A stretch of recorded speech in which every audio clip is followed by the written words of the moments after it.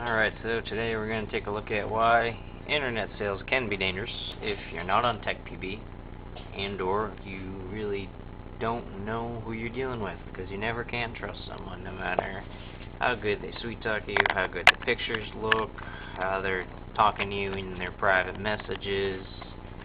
And they can be the nicest person in the world, but you're still just looking at text, you're not talking to him face to face, you don't know what kind of person he is. And you really don't know what you're getting until you get the box, literally, after you've paid for it. So, let's take a look at what happened here. Don't really have to explain where it came from. I think you guys can probably figure that one out. So I'm just going to kind of keep it off the screen here real quick. And I will read you the ad.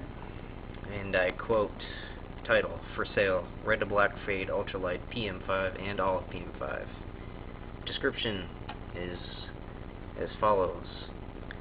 Well, decided to sell a couple of my backup PM5s. Neither have had a whole lot of use, but then again they are used. Used is capitalized.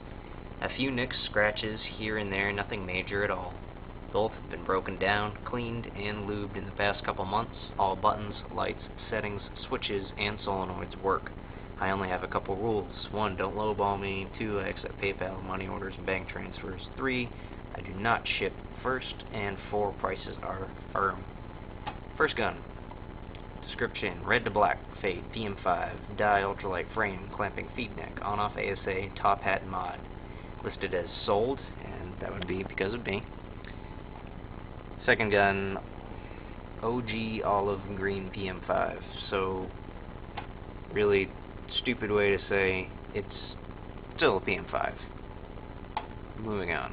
I'll show you a few pictures here real quick. This is the first picture. Can't really tell too much. Doesn't look too bad. Not sure how it looks in the camera because I'm kind of looking at the computer screen here. Doesn't look too bad. Can see some little dings down here in the rig. Not too much visually. Down here in the second picture, you can kind of see a few more dings here, some tool marks here, some more scratches, small stuff down in the ASA and the rig. Nothing too bad. You know, looks alright. So, there's the second gun, as you can see. This one did not come with a barrel. But, again, I was the purchaser of this first gun, and it came in the mail today. Didn't really have a chance to look at it. I was on my way out. I had to drive down, make a 4-hour drive down to the middle of Massachusetts, and I just got back not too long ago, and I'm just sitting down to look at it. Tore it out of the box, and this is what we're working with right now. After I started looking at it, started ripping it apart.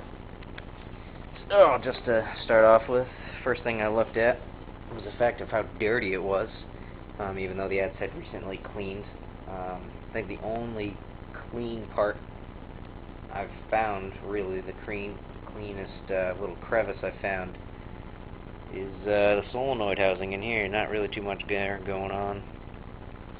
But other than that, I mean, this thing is disgusting. The LPR looks like it hasn't been cleaned since the gun was bought. The back cap with bolt guide looks disgusting. It's hard to see with this camera. The breech, the threads on the inside of the breech are covered in dirt. Looking down through the top, it's, again, hard to see with this camera, but the eyes are, well, they're completely blocked, so that would be why the eyes didn't work when I turned on the gun and tested the eyes. And as you can see, the little breech right here for the feed neck is quite nasty. All that white stuff is not metal or anything like that. It is dirt, grime, and you'll find out in a second what else is in there. So, moving on, I took the frame off first. Notice a few things. One, the solenoid connection right here in the board is, I know it's kind of hard to see because my camera's not focusing, broken. You can see that going back and forth with my thumb, which is, you know, good times. The eye ribbon is pretty much on its last legs. That'll have to get replaced at some point soon. I think it took me almost 20 minutes just to get this. I hate these friggin' ASAs, these check-it unimount ASAs. I mean, yeah, it's smooth, but it's such a pain in the ass to put this thing on, put it in the friggin' housing, put it on the gun, and then attach your macro, your 90-degree fitting. Excuse me. You know, I can just buy a piece of shit. I can just go buy a friggin' custom products ASA for like 20 bucks, and it's a million times easier. So, next thing we got over here is the solenoid. So, I don't know if you can see that, but that is definitely a very large little drop of, I don't know why the word's not coming to me. You know what I mean. It's completely soldered together. There you go, solder. Man, I'm tired. But it's completely soldered together. Very bad custom work. Basically, they stripped the end of the wire and just soldered it halfway up. So there's actually a whole bunch of extra wire coming down. I'll see if I can pry it off here in a second. Hold on. Come here, you. There it is. So basically, there's a whole lot of extra wire sticking off, and it's on the very edge, and I'm surprised this works, actually. I don't know, because when I first aired up the gun, I just put a tank on it, it leaked right out of the SA, so I have no idea if this actually works. I bet it doesn't, because this is complete garbage. There's electrical tape all over these wires, so, again, I doubt this works. Let's see here.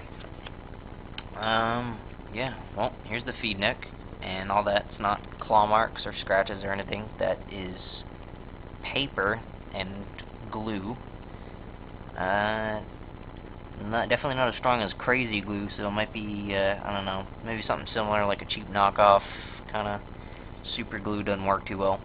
But basically, I found that this was wedged in with this stuff. It looks like the cardboard kind of paper, the backing for, like, you know, a pack of batteries or something like that. It was basically wedged in with the feed neck to make it stay in, because this is completely stripped, and the inside, I'm not sure if it's stripped as well, but I mean, I can't really tell because I go to try and screw this in, you know, nothing. So, it was wedged in there with paper, which means automatically new feed neck. Piece of shit.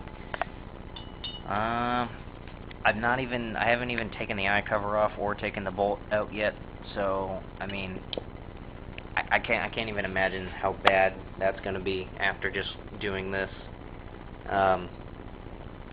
You know, guaranteed. It was guaranteed to work in the ad. Leaked the second I turned it on. Leaked out of the ASA. Air didn't even make it to the gun to see how bad the gun was. So, you know, one can only guess. But that's what you get. You know, there's your warning. You never know who you're dealing with on the internet. Definitely highly recommend trying to use TechPB for any and all trades, purchases, anything like that.